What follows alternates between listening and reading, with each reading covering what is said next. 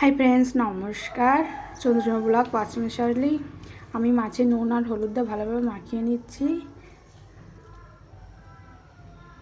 আর কড়াইতে আমি সরিষার তেল গরম দিয়ে দিচ্ছি। এখন মাছগুলো ছেড়ে দিচ্ছি।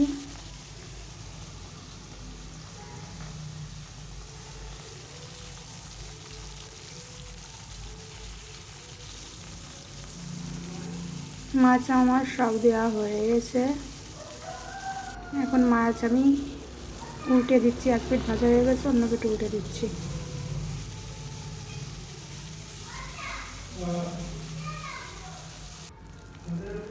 দেখতে পাচ্ছ মাছগুলো লাল লাল করে ভাজা হয়ে গেছে। আমি এখন উঠিয়ে নিচ্ছি। কড়াইতে এখন আমি কিছুটা পরিমাণ সরিষার তেল দিয়ে দিচ্ছি। রাঁধুনি ফোড়ন দিয়ে দিচ্ছি।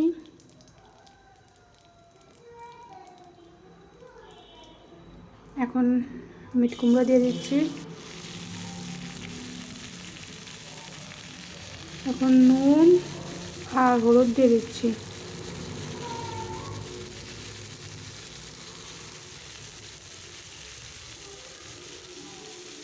এখন নাড়িয়ে দিচ্ছি। আমি কুমড়োটা ভালোভাবে ভেজে নেব কিছুটা সময় নিয়ে, এভাবেই হালকাভাবে নাড়াচাড়া করতে করতে।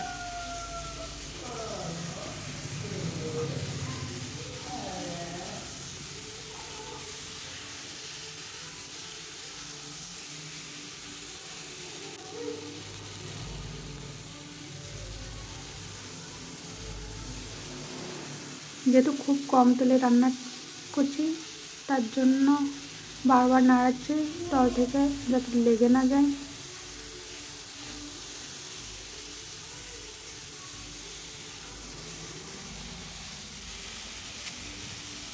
আমার কুমড়ো ভাজা হয়ে গেছে। এখন আমি জল দিয়ে দিচ্ছি।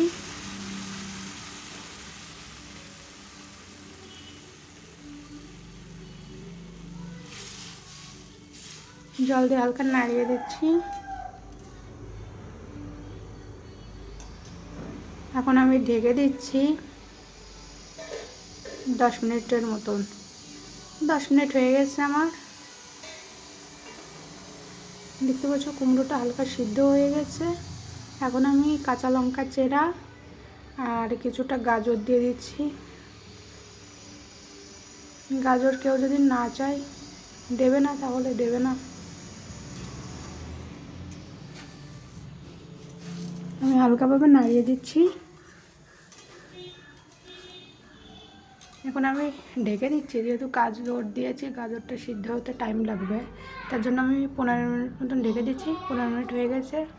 দেখতে পাচ্ছ আমার ঝোল অনেকটা শুকিয়ে গেছে, আর গাজরও সিদ্ধ হয়ে গেছে, লঙ্কাও সিদ্ধ হয়ে গেছে। এখন আমি ভালোভাবে নাড়িয়ে দিচ্ছি। আর এখন মাছ ভাজাটা দিয়ে দিচ্ছি।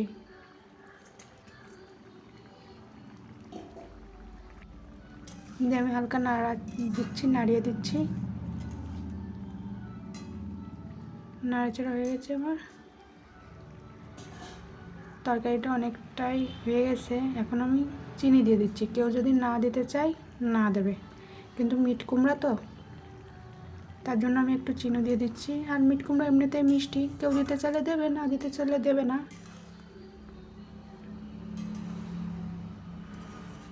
এখন ভালোভাবে নাড়িয়ে দিচ্ছি। হালকা একটু জাল দিয়ে দেবো। 5 মিনিটের মতন হয়ে গেছে। 5 মিনিট আমার।